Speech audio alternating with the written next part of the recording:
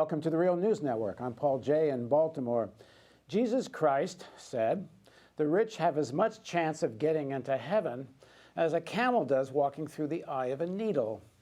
Well, if you take those teachings of Jesus to be modest, to serve the poor, and you take the utter disingenuousness of Donald Trump's belief in Christianity and such, that most people believe is put on for electoral purposes, and many religious people obviously think that as well.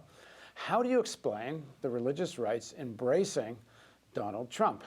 So now joining us to talk about all this is Frederick Clarkson. He's a senior fellow at Political Research Associates. His most recent article is "Dominionism Rising, a Theocratic Movement Hiding in Plain Sight," which appears in the fall issue of the Public Eye Quarterly. Thanks for joining us. Thanks for having me. So it's hard to imagine outside of Mr. Money, who used to be in the World Wrestling Federation, or what his name was, Mr. Moneybags or whatever he was, or maybe he was called Mr. Millionaire. It's hard to imagine anyone who flaunts his wealth as much as Donald Trump does. How are religious people embracing this guy who not only flaunts his wealth, but has clearly been engaged in tax evasion of various kinds and philandering and so on and so on? Well, it is hard to get one's mind around, but if politics is the art of the possible, the Christian right had to look around and consider its options. Either a character named Hillary Clinton, who they consider to be, well, at best the spawn of Satan, or somebody who their religious leaders will say that, well, sometimes God gives us flawed and unexpected leaders. And they point to King David from the Bible.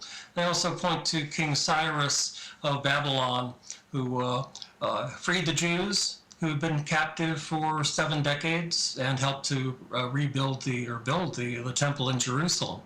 The idea that God could pick a pagan to carry out his will doesn't necessarily mean that Christians have to accept the idea that the leaders they're given accept their beliefs and their doctrine, or even a belief in God. If it's God's will, that's what they're going to accept. But don't they usually have to do a little bit of sobbing, like Jimmy Swaggart, and looking deeply in the camera and tears rolling down his cheeks? I mean, you have to, beg for forgiveness, and then you can come back into the fold. But Donald doesn't apologize for anything. He's never been claimed to be a religious leader either. Jimmy Swaggart was a famous televangelist who did things that were outside of his moral code. Donald Trump never claimed to be doing anything outside of his moral code. He's running to be a political leader, not to be the Christian in chief. But even when he was running in the primaries against people that are, I guess one would think, at least on the face of it, more religious believers and don't have such a history as Trump, Trump was still beating them amongst the evangelical right. He was, and that was kind of surprising. And I think it was a stereotype smashing moment for American politics, insofar as the white conservative evangelicals who have remained loyal to him are not as deeply concerned about doctrine as many would think. They are also people who've suffered in the economy, lost jobs in the trade deals that Donald Trump describes. You can't look at manufacturing in South Carolina and other places without seeing that. And there are also people who've lost many people in the wars of choice that we've been operating on for quite some time. So the idea that there aren't legitimate grievances out there among white conservative evangelicals would be misreading the electorate. Oh, I understand that. And just why Trump when it could have been a Cruz or some of the other candidates? But it couldn't be. It couldn't be. He supported the trade deals in the war. He was unless you were a Rand Paul person, there was nobody who was standing in direct opposition to the trade deals and to the general direction of American foreign policy.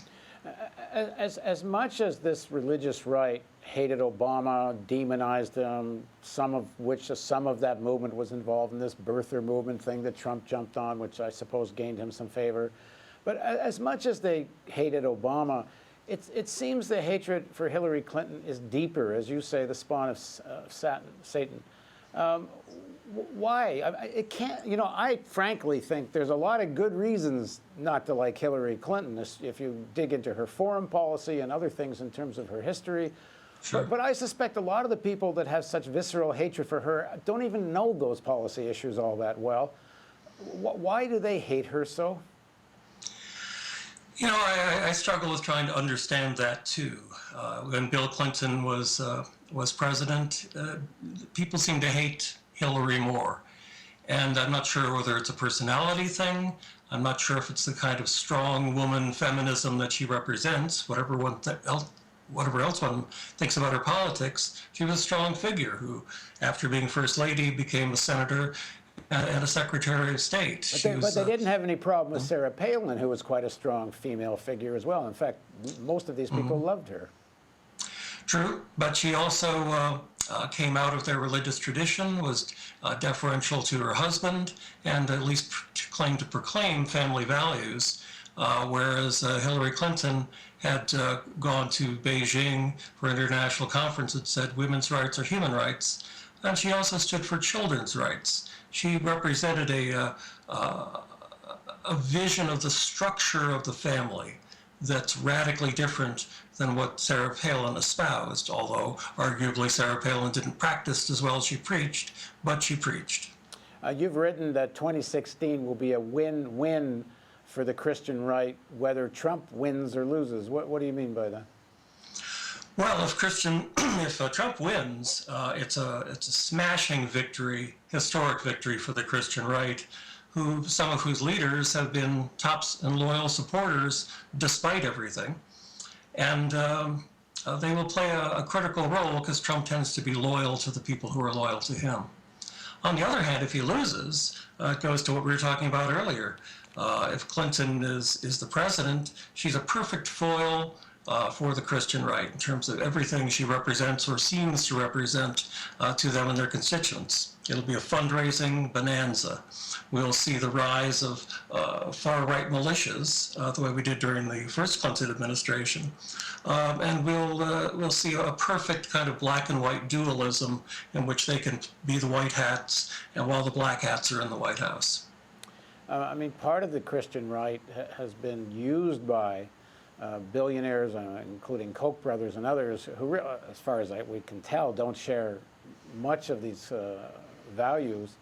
How aware of these kinds of alliances and the way this gets used are people involved in this movement? Or do they all see that they're all using each other for their own purposes?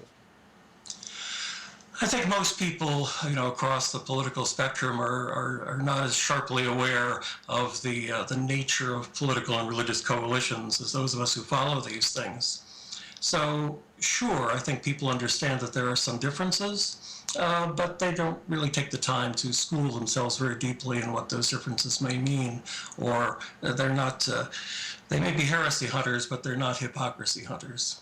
If you're talking to the leadership of this movement, many of whom are quite politically savvy, Sure. is part of what's going on here that they understand that with the choice of Pence as vice president, that we may be looking at something closer to a Cheney-Bush kind of presidency?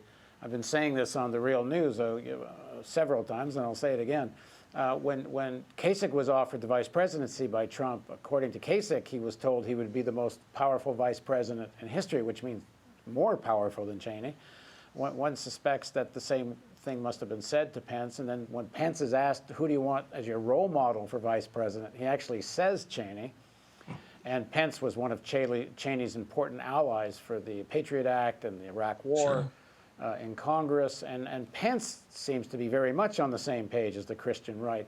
Is part of what's going on here is people kind of think this is going to be a bit of a kind of a President Pence administration, which makes it much easier for people to swallow on the religious right? Oh, I think so, if they buy the story. And yeah, I suspect that Pence was told something like that.